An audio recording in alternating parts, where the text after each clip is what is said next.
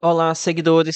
Nesse vídeo eu vou falar sobre a recomendação de venda que a HSLG recebeu ontem. Ontem aqui me refiro à segunda-feira, tá? Não sei se foi segunda à noite ou nessa terça, dia 18 pela manhã. Mas enfim, vou falar sobre essa recomendação de venda. Depois vou falar sobre a precificação aqui de HSLG. E por fim vou falar um pouco mais sobre os fundamentos do fundo. Aqui é o Thiago PS, seu canal Fique Esperto. Pois bem, aqui a HSLG recebeu uma recomendação de venda por parte da Nord, da casa de análise Nord. E com isso o fundo está caindo bastante aqui nessa terça-feira, dia 18 de agosto. Caindo mais de 9%, já está caindo ainda mais, né? Chegou a estar caindo aqui a R$ 71.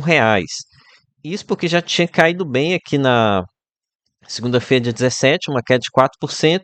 Então, desde que saiu aqui a notícia da recuperação judicial das Casas Bahia, estamos aqui com uma queda de 13% na cotação. Com relação aos motivos da recomendação de venda da Nord, não acho que é muito certo ficar compartilhando aqui, né? Talvez não seja tão ético assim. Então, caso queiram saber os motivos exatos aqui do porquê a Nord recomendou venda, vocês precisam assinar a casa de análise. Ok, agora aqui com relação a essa recomendação de venda. Olha, geralmente você operar contra a casa de análise quase sempre é uma boa, tá? Quase sempre. Olha só, aqui em julho nós tivemos uma recomendação de compra por parte do Banco Safra, que fez a cotação dar um salto de mais de 6%, quase 7% aqui na segunda-feira, 13 de julho, que bateu mais de R$ 90. Isso com o mercado de fundos imobiliários inteiro caindo. Então, eu me lembro que até o pessoal estava operando vendido aqui nessa época, quando o Banco Safra recomendou a compra de HSLG. Agora aqui nós temos a recomendação de venda, o ativo caindo bastante, mas como tivemos uma mudança nos fundamentos, tivemos aqui alguns pontos importantes aqui nos fundamentos, é importante nós avaliarmos, né? Não operar contra a casa de análise de forma assim tão direta. Então, começando a falar aqui agora sobre a precificação de HSLG. Então, o fundo está pagando aqui 75 centavos, uma cotação 72,63, tá dando 1,03% ao mês. E olha, é um belo dividend yield, né? Que a gente tem o número mágico de 1% ao mês em fundo de tijolo. E aqui com um extra positivo. Esse é 1% ao mês sem pegadinha, né? Se pegadinha não é em grande quantidade. A gente pode verificar aqui no relatório gerencial de HSLG, a receita ela vem inteiramente aqui de aluguel ou receita financeira. Ou seja, que nós não temos um componente de ganho de capital nessa distribuição de 75 centavos. Ok, acho que ele consumiu aqui um pouco de reserva aqui no mês de julho, mas em alguns meses estava até chegando próximo a isso, tá? O recorrente de HSLG é por volta de 74, 75 centavos mesmo. Então, isso é positivo, passa uma sustentabilidade no rendimento. No entanto, aqui a gente precisa calcular o impacto da saída das Casas Bahia. Aqui, um eventual impacto da saída das Casas Bahia. Mas antes, convido vocês aqui a entrarem no meu grupo do Telegram. Foi por lá que fiquei sabendo dessa recomendação de venda da Nord. E nem tudo que discutimos lá nesses grupos vem aqui para o canal na área gratuita, tá? E aqui são grupos organizados, com moderação, com proibição de discussão política, e tem um grupo para traders e um grupo para holders, ok? Então, caso tenha interesse, clique no primeiro link da descrição. Ok, então vamos aqui para o cálculo do eventual impacto de uma saída das Casas Bahia. Aqui é o seguinte, vou pegar a receita imobiliária, 13,7 milhões de reais.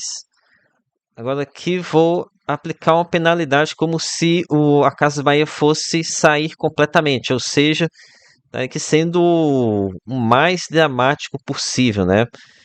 Aqui então, vezes 0,28%. É que uma queda de 3,84 mil. Não deveria ter apagado ali o outro, não, né? É, vamos ver que foi 13,7 milhões menos 3,80. Eu tô falando certo aqui? 3. Fazer ao vivo tem disso, né? Menos 3,84. A receita então poderia cair aqui para 10 milhões de reais. Ok. Não, pera, tem um jeito mais fácil de se fazer a conta, né? 9 milhões de resultado, menos 3,83, quer aqui para 5,17 milhões de reais aqui de resultado. Vamos ver quantas cotas que o fundo tem. São 12,66 milhões de cotas. 40 centavos de resultado apenas? Seria só isso mesmo? Achando esse número alto, não? Deixa eu fazer aqui novamente. Aqui a gente tem 3,74 milhões de reais de receita de aluguel, vezes 28%, que é 3,84 milhões de reais. Então a gente está falando de uma diminuição de 3,84 milhões de reais no resultado. Então seria isso mesmo, né? Enfim, 40 centavos aqui resultado, uma eventual desocupação de HSLG. E é disso para mais, tá? Porque nessa conta que eu fiz, considerei apenas a diminuição da receita com as Casas Bahia. Mas a gente também teria aqui uma eventual desocupação total, um aumento da despesa imobiliária com condomínio e IPTU. Então poderia ser ainda pior, tá? Mas lembrando, esse daqui seria um cenário dramático, onde a Casa Bahia não ficaria com nada aqui não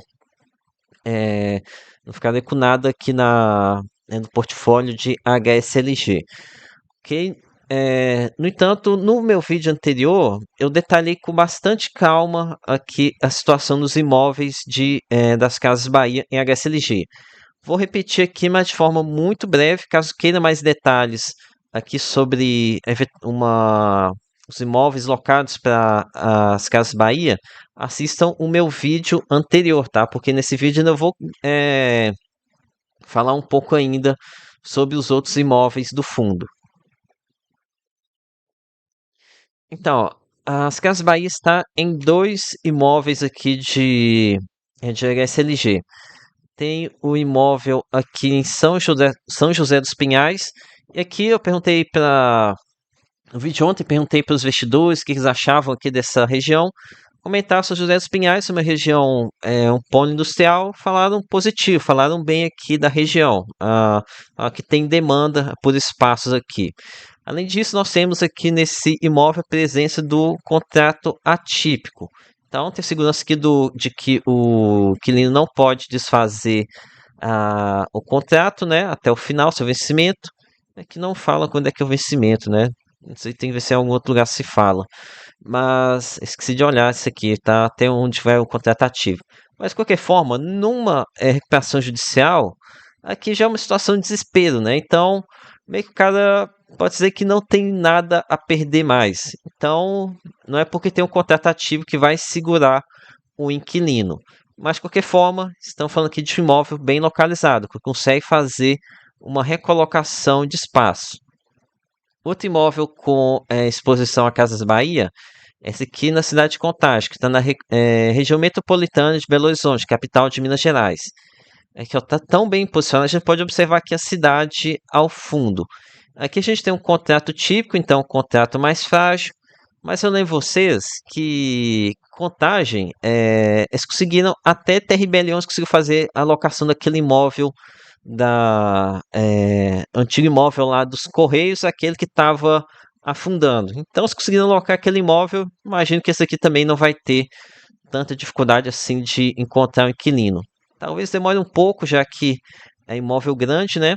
Mas tem um ponto positivo que eles estão trabalhando para transformar ele em multilocatário, né? Multiusuário. Então, a gente pode observar aqui dois locatários, tem aqui umas daquelas sublocações. Quando você transforma de um imóvel de monoimóvel para multiusuário, você essa modularização facilita bastante você fazer novas locações.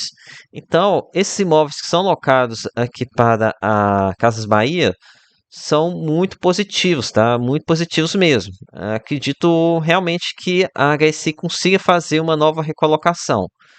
No entanto, o estresse de curto prazo ele pode vir a acontecer, tá? Não podemos descartar essa possibilidade. Ok. ahn, Aqui deixa eu ver se. Não sei se vou conseguir encontrar aquela questão de até quando que é o vencimento daquele contrato atípico.